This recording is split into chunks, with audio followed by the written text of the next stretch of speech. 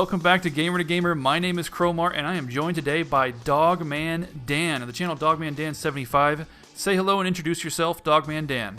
What is up, everybody? Hi, I'm Dogman Dan, but at least that's how everybody knows me. I'm a product engineer by day, working on mainline railroads, and a gamer by night. Working on railroads, wow. So you have an actual real job.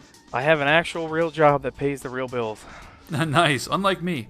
So you run a gaming community called Night Owls. Can you tell me a little bit about your community? Sure. I established the community about 3 years ago with some close friends, and it's pretty much all about gaming. It doesn't matter whether you play console or PC, whether you're a pro or noob gamer. We're basically all there just to discuss games, make friends, have fun. Anyone can join. It's always free. Okay. I'll put a link in the video description below, so if you want to check that out, and also I'm sure you can find links on his channel. Taking a look at your channel, you cover a lot of games like Warframe and Firefall. You probably cover those the most, and I've also saw some Pac-Man on there. A lot of interesting things. You're doing a Tomb Raider playthrough. So I want to ask you about Warframe. I play Warframe myself kind of intermittently, and I mean, I'm a noob, you know, I've like less than 40 hours played, but it's a fun game, it's a fun shooter. What's your favorite loadout in Warframe? Yeah, well, that's situational. Mostly, I play Vauban and the new Necros frame. They're my two favorite. They're the ones that I've worked the most with. Weapon-wise, it all depends on the situation of what we're going into. Soma is my favorite rifle, the Strunwraith as my favorite shotgun, the Volcar as my favorite sniper. I usually run the Kunai as my secondary. I would have to say right now my favorite melee weapon is the new Galantine two-handed sword. Jesus. We can escape now, it says. Not if I'm dead, we can't. Watch this guy, the ancient. Get out of the poo, Gareth.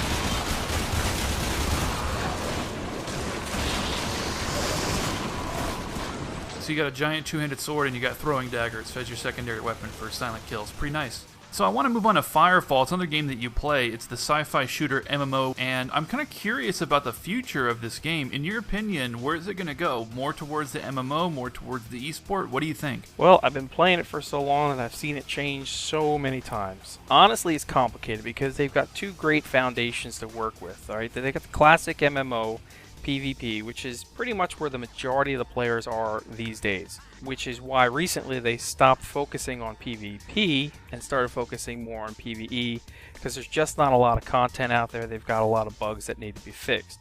But with that said, I would honestly say Firefall and the Red 5 studio has got one of the best PvP experiences out there, and I really hope they do bring it back and more people do partake in it, and they do get into the ESL League, and you know, everybody plays Jetball. It's definitely fun. It's a different experience with the fact that they've pushed it to the point where everybody has the same frame, everybody has the same gear. Nobody is any better as far as equipment wise. Certainly not pay to win. It's not a pay to win in any way. Incoming thumper. Let's get to mining. Might take out your turrets. Let it. Damn.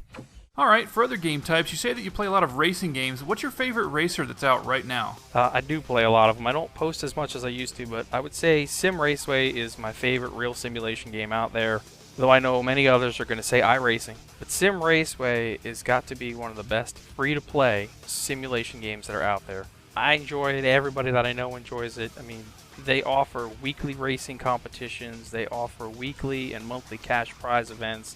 They've got different categories from beginner all the way to advanced player. So they really try to bring everybody in and set everybody in the right category. So you're not a beginner playing on, say, keyboard, racing against somebody who's got the pro steering wheel set up and is going to, you know, kick your butt every time. You know, but they've done it right, just like Firefall, where the free-to-play, everything is in there. You can buy it just using in-game cash or in-game resources, however you want to call it.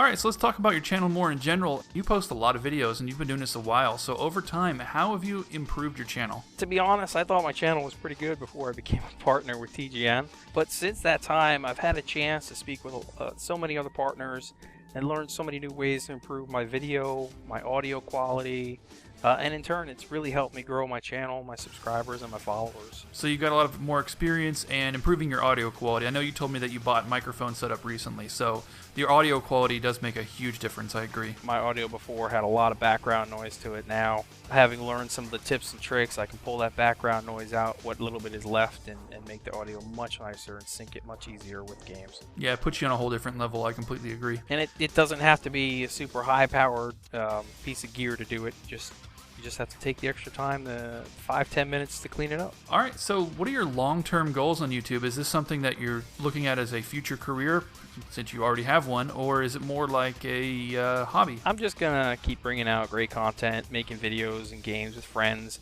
and the fans as much as I can. I mean, I play with a lot of people from YouTube that I found in the games, and that's what it's all about. I enjoy it more than anything, and I think at some point you would probably say, sure, that it's in the back of everyone's head that, hey, full-time YouTuber, that would be great. But for me, just plain having fun right now is what it comes down to. So it's a hobby, you do it for fun, but you take it fairly seriously? Yeah, I definitely take it seriously. I'm my own worst critic when it comes to putting out content. I mean, I could render a full video and then turn around, watch it before I post it, and say, nope, don't like it, and just drop the whole thing. Oh, that's good. That's really difficult to do. If I'm not satisfied, then somebody else isn't going to be satisfied with it. So. All right, well, thank you very much to Dogman Dan. You can check out his channel in the video description below. Thank you very much for joining me, and I'll see everybody in the next episode of Gamer to Gamer. See you, everybody.